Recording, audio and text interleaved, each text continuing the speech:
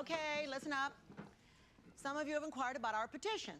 We have demanded that Lincoln Grove High School offer programs for special students to help them fit in with their classmates.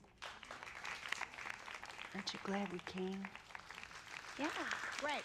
Also, concerning the R word, we have demanded a school policy forbidding students and faculty from using that word. Retard.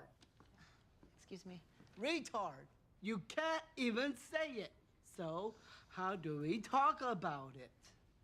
We all know your opinion on this, Jeremy, but right now I'm the one speaking. Brothers and sisters, words only have power if we give them power. We must take back the word, retard. Make it ours.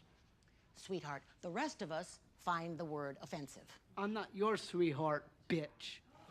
Mrs. Cantage, I know you mean well, but many of us here think it's time that we reclaim and redefine the word. And since normies don't get called retard, they don't have a say in this. Normies do not get a say.